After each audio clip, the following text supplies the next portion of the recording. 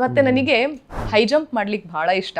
Okay okay high sports ಅಲ್ಲೂ ಇದ್ರಿ ನೀವು? ಖಂಡಿತ ಖೋಖೋ ಮತ್ತೆ high jump was my most favourite sport. So you are all rounder. ಅಂದ್ರೆ ಕೇವಲ ಫಸ್ಟ್ ಬೆಂಚ್ ಸ್ಟೂಡೆಂಟ್ ತರ ಸ್ಟೂಡಿಯಸ್ ಆಗಿ ಅಲ್ಲ, ಅಥವಾ ಕೇವಲ ಪಠ್ಯ ಪುಸ್ತಕಗಳಲ್ಲ, ಡ್ಯಾನ್ಸ್ ಅಲ್ಲೂ ಇದ್ರಿ, ಹಾಡಲ್ಲೂ ಇದ್ರಿ, ಸ್ಪೋರ್ಟ್ಸ್ ಅಲ್ಲೂ ಇದ್ರಿ, ಎಲ್ಲಾದ್ರಲ್ಲೂ ಇದ್ರಿ ಅವಾಗಿಂದ. ಹೌದು, ನಮಗೆ ಅವಾಗ ಶಾಲೆನಲ್ಲಿ PT ಪೀರಿಯಡ್ ಏನಿರ್ತು, PT ಪೀರಿಯಡ್ ನಲ್ಲಿ ಮಾತ್ರ ನೀನು ಆಟ ಆಡ್ಲಿಕ್ಕೆ, ಆಮೇಲೆ ಆಡೋ ಹಾಗಿಲ್ಲ.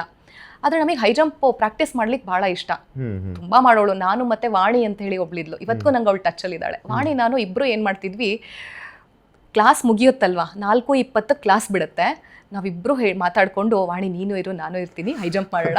ಅವ್ರ ಪಾಪ ಇನ್ಸ್ಟ್ರೂಮೆಂಟ್ಸ್ ಎಲ್ಲ ಕೊಡೋರು, ಆ ಪೋಲೋ, ಅದಕ್ಕೆ ಬೇಕಾದಂತಹ ಕಡ್ಡಿ, ಒಂದೊಂದೇ ಕಡ್ಡಿ ಸಿಕ್ಕಿಸ್ಬಿಟ್ಟು ನಾವು ಹೈ ಜಂಪ್ ಮಾಡ್ತಾ ಇದ್ದಿದ್ದು. ಪ್ರಾಕ್ಟೀಸ್ ಮಾಡಿ ಮಾಡಿ 5:15, 5:15ವರೆಗೂ ಆಗ್ಬಿಡೋದು. 4:15 ಪ್ರಾಕ್ಟೀಸ್ ಶುರು, 5:15 ಮುಗಿಯೋದು.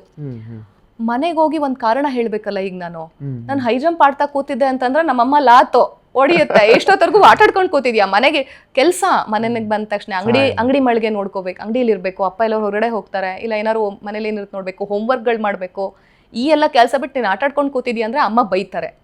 ಈಗ ನಾವಲ್ಲಿ ಆಡ್ಲೇಬೇಕು, ಏನ್ ಮಾಡೋದು? ನಾನು ವಾಣಿ ಇಬ್ರು ಪ್ಲಾನ್ ಮಾಡಿದ್ವಿ. ನಮ್ಮ ಅಪ್ಪ ಅಮ್ಮನಿಗೂ ಅವಳ ಬಗ್ಗೆ ಗೊತ್ತಿತ್ತು, ಅವ್ರ ಅಪ್ಪ ಅಮ್ಮನಿಗೂ ನನ್ನ ಬಗ್ಗೆ ಗೊತ್ತಿತ್ತು.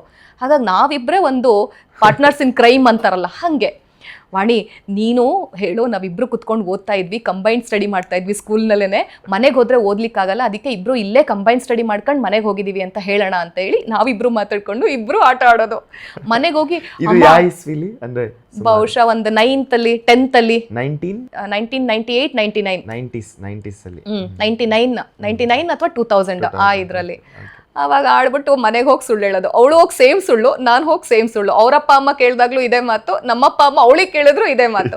ಅಲ್ಲಿಗೆ ಅವ್ರಿಬ್ರಿಗೂ ಕನ್ಫರ್ಮು ನಾವಿಬ್ರು ಓದ್ಕೊಂಡು ಮನೆಗೆ ಹೋಗಿದೀವಿ ಅಂತೇಳಿ. ಆದ್ರೆ ಅವ್ರಿಗೆ ಗೊತ್ತಿಲ್ಲ ನಾವು ಹೈ ಜಂಪ್ ಆಡ್ಕೊಂಡು ಹೋಗಿದೀವಿ ಅಂತ.